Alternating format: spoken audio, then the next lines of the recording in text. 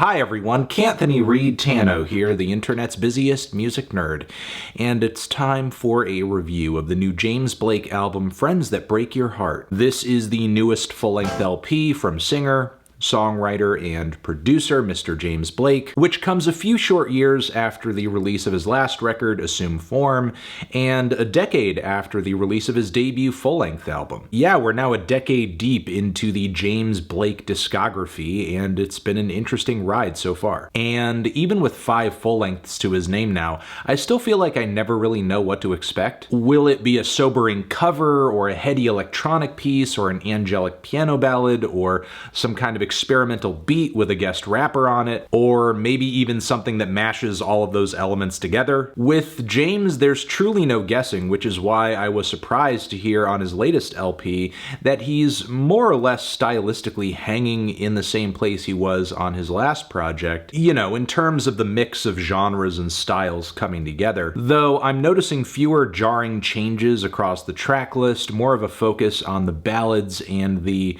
features that are here seem a bit more sensible or fitting to James's style. There are even some interesting co-writer credits on the LP too. Metro Boomin and James team up once again on the song Foot Forward. Longtime partner Jamila Jamil has a few writer credits on this LP. Hitmaker Ali Tamposi takes part in a track, as does Joji on the song Life Is Not the Same, along with frequent Lil Nas X collaborators Take a Day Trip, classical composer Nico Muhly as well on the closer. So like with Assume Form, a lot of interesting names in the mix, and if you've heard that record, much of what James is doing here stylistically should be familiar to you. But don't take this record as Assume Form Part 2, because this project does bring a significant emotional shift to the table. The themes overall on Assume Form may have been a bit scattered, but the most consistent one was easily love. There was this intoxicating feeling of infatuation permeating many of the songs there. But now a majority of the songs on this record see James Blake dejected, abandoned, insecure, absolutely wrecked. There are even some pretty deep themes of change and transition expressed on the opener, as James sings about holding on but wanting to let go of this feeling or this person, something that's haunting him deep within his past. From the lyrics, it's pretty clear this thing is a great source of anguish and pain for him, and he speaks of feeling like he's lost it because he's still thinking about it to this day. The instrumental's interesting, but still trademark James Blake all the way, with its fusion of electronics and very regal, dramatic, patient balladry, gentle, hypnotic, and panned arpeggios, eventually giving way to super lush string sections. James's voice over all of it sounding amazing, still skilled, expressive, and raw, and bringing so much impact to his lyricism. This is also the case for the song Life Is Not the Same, which could very much be coming from the same place narratively, because there are some overlapping themes of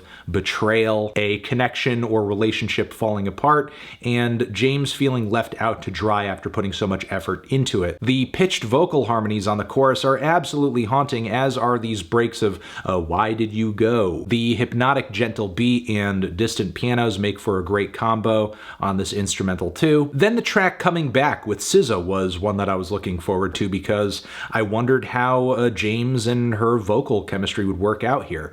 And overall it's fine. She's kind of segmented into her own section as a feature, and I like her contribution. And I think James's lyrics are certainly on point here, as he sings about coming back with his tail between his legs after having said something he regrets, and feeling like there's a mile between his heart and his head. But at the same time, I feel like the very primped and straightforward chords and piano loops stale out pretty fast. The somewhat poppy beat transition in the midst of the track feels kind of out of place within the scope of the rest of the record too. But the following Funeral is yet another devastating ballad, with not much more going for it other than James's voice and electric piano, and even that in this moment feels like a lot, especially as he sings of knowing this feeling too well, being alive at his own funeral, going don't give up on me, continuing these feelings of atonement and begging for forgiveness. And given the narratives of the record so far, it's interesting to think of whether or not these feelings are being expressed genuinely, or in these moments of weakness that James is singing about, where he finds himself bending over over backwards for a person or a connection with basically nothing to show for it. Frozen is an interesting detour of sorts as the narrative kind of veers into these very deep and dense rap verses from Jid and Suave. The flows and lyricism on this track are great, especially Suave, who I think ran away with the track, with a super surreal narrative and all of these references back to Jid. Surrounding all of that, you have this very creative treatment of some of the vocals, be they James or be they Jid's, some weird whooshing noises and sound effects thrown in here and there, plucky lead melodies, a kind of heavy beat too. Structurally, the track features all these strange linear transitions. It may be kind of a one-off stylistically in the overall track list, but this thing is amazing just by virtue of being so well executed and sounding like James is on the verge of inventing a new genre. I will say though, I'm so blessed your mind does attempt a similar blend of chipmunked vocals, balladry, and beats, but I think the cycling vocal samples on this track mostly come off as goofy and a little at odds with the grand and atmospheric vocals and pianos growing in the background. All the dry perks and atmospheric strings seem a bit at odds too. Plus there's that kind of cluttered and hideous bridge. This is easily my least favorite track on the LP. Then Foot Forward was another moment where James seemed locked into this kind of uninspired and flat beat. The piano loops and perks, especially on the front end, run really thin. Some of the lyrics on this track come off a bit repetitive too.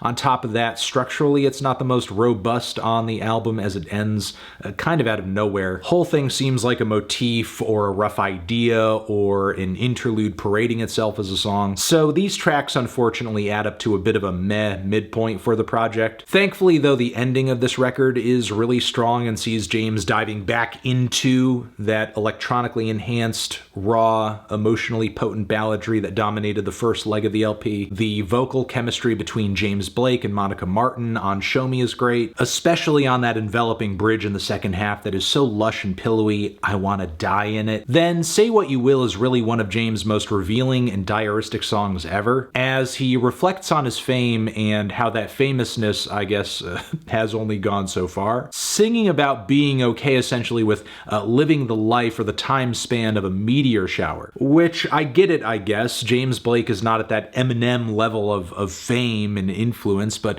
even that isn't guaranteed relevancy forever. I mean, come on, dude, you collabed with Beyonce. Give yourself a damn break. He delivers even more devastating lyrics deeper into the track about accepting his place without being sour and not making those psychopaths proud, but at least being able to see the faces of the smaller crowds, which again, I think he is beating himself up a bit too much on this one, but man, the intensity with which he feels these feelings on this track is incredible. He just like cries all of this out like an injured animal here. There's a serene sweetness to the track Lost Angel Nights that I enjoy a lot. It feels like a lullaby in the midst of, again, this very devastating album. Some really clever lyrics too. I love this turn of phrase about him being in his own way, but in his own way, he kept you going for us. Whatever James is holding on to with this record, it does seem to come to a point of closure, at least a little bit here. But then we're just thrown right back into the emotional throes of depression with the title track, which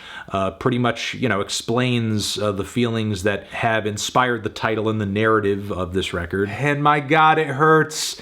It burns. Who hurt you, James? Who hurt you? Because as he sings here, he had loves. He's had loves. But in the end, it was friends that broke his heart. It's messed up. Plus the fact that it's a very well arranged acoustic ballad made for a nice change of pace too. Then I'm Insecure leaves things off on an even sadder cliffhanger in a way, as he sings very directly about his insecurity and how it impacts his ability to love and exist and just live up to the expectations and functions he would have for any other person. And the sparkling electronics and vocal harmony layers on this one are almost religious. The whole track feels like just again a spiritual experience, like an emotional epiphany, maybe with the realization about insecurity he's making on this track or the confrontation he's having with his insecurity on this track. He can finally move past it. And again, I do think, at least in part, a major theme of this record is, you know, moving past the emotional traumas that have been kind of dogging you for a long time. Look, I'll say overall with this record, there are a few rough patches scratches. Yes, that much is true, but I still think this is James's best record since his debut. It is well sung and performed, creatively produced, some of his best lyrics ever, more thematic focus than his last project. Plus, I feel the various genres that have inspired him over the years coming together on this one in a way that is a bit more uniform and uniquely James Blake. Feeling a light 8 on this LP. Transition, have you given this album a listen? Did you love it? Did you hate it? What would you rate it? You're the best, you're the best. What should I review next? Hit the like if you like. Please subscribe and please don't cry. Hit the bell as well. Over here next to my head, it's another video you can check out. Hit that up or the link to subscribe to the channel. Anthony Fantano, James Blake, forever.